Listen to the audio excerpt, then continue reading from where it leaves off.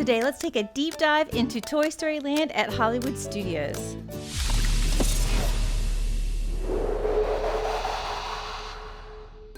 Although the Galaxy's Edge part of Hollywood Studios has gotten most of the attention in recent years, Toy Story Land opened a year before that in June of 2018.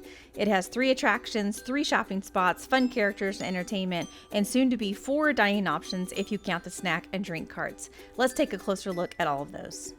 Starting with the main draw here, the attractions. All of them are family friendly and obviously themed after Toy Story. The oldest of the 3, Toy Story Mania, opened in 2008, 10 years before the land did. The entrance was moved from one side to the other so that guests now enter from the new land that was more recently built. This was once the most popular ride at Hollywood Studios. It's still relatively popular, though other attractions draw bigger crowds now.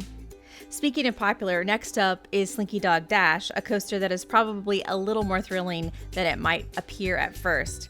This is one of the most popular attractions at Hollywood Studios, and since most of the queue is outside, it's a good one to ride first thing at park opening before the lines get long and force extended waits in the sun, or at the end of the night before the park closes.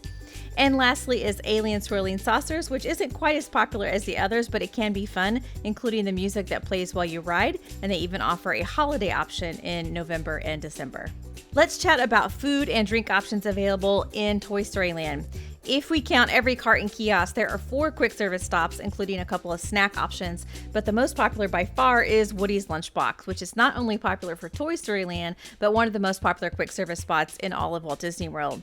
It offers breakfast, lunch, and dinner, with the location and the food themed to match the land. The tachos, both the regular and plant-based options, the lunchbox tarts, and the grilled cheese are all solid choices here. You also get decent portions for the prices, including when ordering from the kids menu. Since Woody's Lunchbox is so popular, we recommend placing a mobile order as soon as you can. The time slots can go fast. You can even place a lunch or dinner mobile order in the morning or earlier in the day before you want to eat. You don't have to wait until the time that you're ready to get your food. The seating in this area is all outdoors and fairly limited, so consider having one member of your group scope out a table while somebody else is snacking the food, or you might consider going elsewhere to sit, including spots that are located just outside of Toy Story Land. And coming soon to Toy Story Land is Roundup Rodeo Barbecue. It is a table service restaurant that will be located near the Toy Story Land entrance behind the main sign where Woody is. The restaurant is described by Disney as a unique, fun, family-friendly dining experience where guests will enjoy delicious barbecue fare while surrounded by a kaleidoscope of toys, games, and play sets that Andy has brought together to create his one-of-a-kind rodeo. Like Toy Story Land, this location will allow diners to experience firsthand what it feels like to be one of Andy's honorary toys before progressing into 2 larger dining room spaces where Andy's rodeo takes place.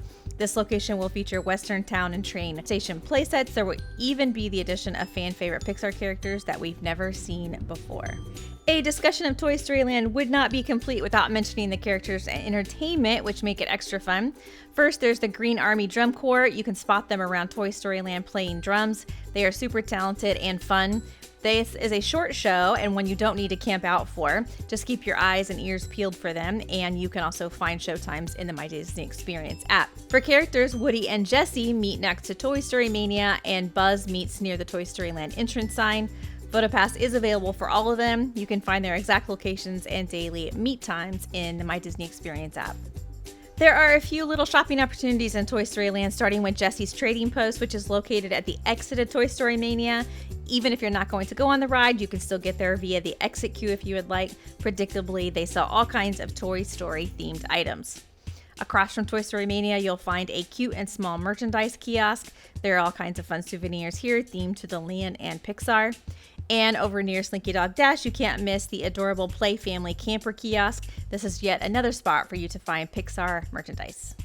Outside of the things already mentioned, there are a few random little things worth bringing up. There are, first of all, the restrooms, which are adorably themed and located right across from Alien Swirling Saucers. Also located near Alien Swirling Saucers is a coin press where you can either pay $1 for 1 themed penny or get 4 pressed pennies for $4. And then there are a few spots you might want to snap a picture, including the main entrance with Woody, where there's usually a PhotoPass photographer on hand, the Lexo Ball located near Woody's Lunchbox, the popsicle and checkerboard walls located at the exit queue of Toy Story Mania, and the giant Buzz Lightyear located by Alien Swirling Saucers. That should just about cover Toy Story Land. Have you visited or are you planning to visit? Let us know what questions you might have or tips you have for others. Thanks for watching.